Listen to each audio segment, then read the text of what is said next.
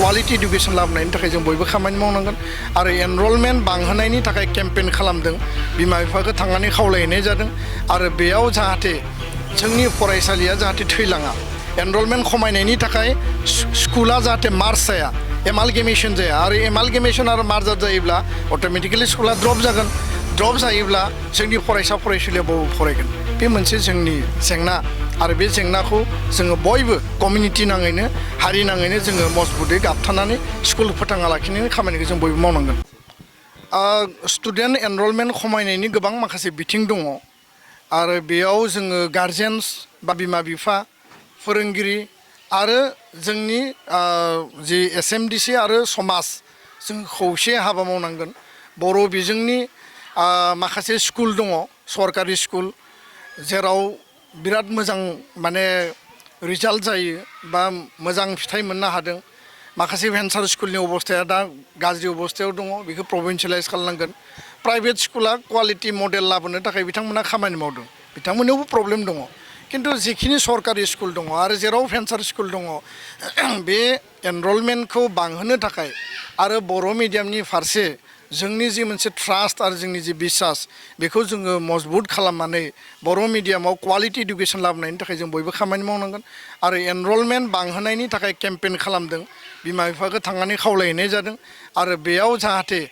जोंनि फरायसालिया जाहाथे थैलाङा एनरलमेन्ट खमायनायनि थाखाय स्कुला जाहाथे मार्ज जाया एमालगेमेसन जाया आरो एमालगेमेसन आरो मार्जार जायोब्ला अट'मेटिकेलि स्कुला ड्रप जागोन ड्रप जायोब्ला जोंनि फरायसा फरायसुलिया बबाव फरायगोन बे मोनसे जोंनि जेंना आरो बे जेंनाखौ जोङो बयबो कमिउनिटि नाङैनो हारि नाङैनो जोङो मजबुतै गाबथानानै स्कुल फोथांना लाखिनायनि खामानिखौ जों बयबो मावनांगोन गोजोन्थों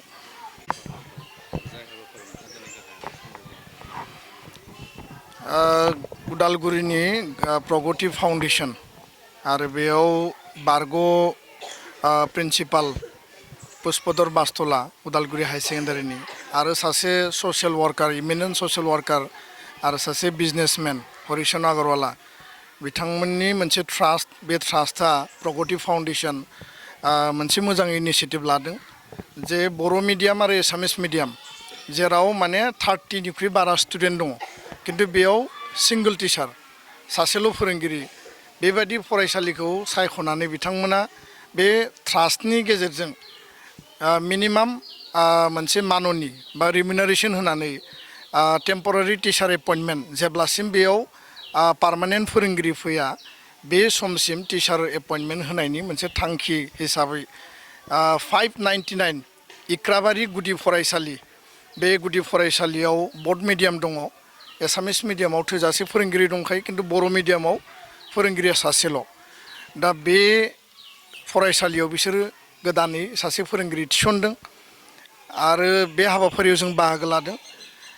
जिहेतु दुलाराय बर' फरायसा आफादा जेसेबां सिंगल टिचार स्कुल दङ बेयाव एबसुनि आनसलिक आरो डिस्ट्रिक्टआनो ज' लोगो नांनानै जोङो थांनाय बोसोरनिफ्राय प्राय 100निबो बारा एलपि स्कुलाव बा एमइ स्कुलाव जोङो फ्रि माने टिचार एपइन्टमेन्ट होदोंमोन एबसुआनो रिमिनारेसन होदों आरो बे एखे खामानिखौनो बिथांमोना दिनै समाजनि मोनसे रेसपन्सिबिलिटि आरो फरायसा फरायसुलिनि भबिष्यतखौ नोजोर होनानै एबसुआ जि इनिसियेटिभखौ मिशन क्वालिटि इडुकेसनाव मावदों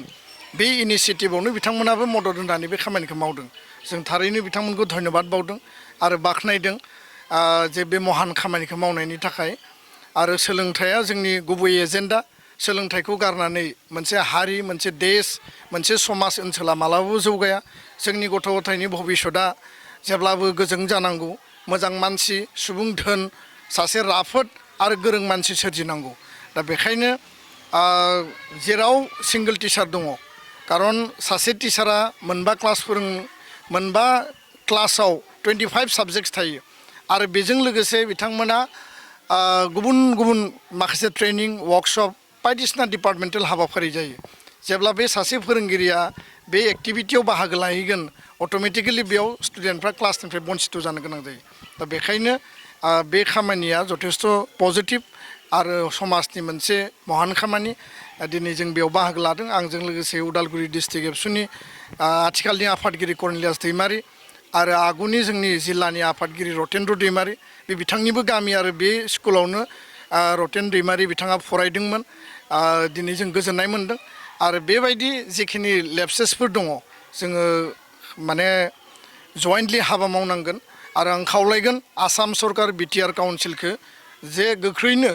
एलिमेन्टारि लेभेल आरो secondary level LP ME high school high सेकेन्डारियाव जिखिनि टेट एपइन्टमेन्टनि खालामनो गोनां दङ आरो जेराव जेराव पस्ट भेकेन्सि दङ इमिडियेट एपइन्टमेन्ट होनानै जोंनि सोलोंथाइखौ मजबुत खालामनायनि थाखाय सरकारा खामानि मावनांगौ बे जोंनि दाबि आरो बेखौ आं खावलायो गोजोन्थों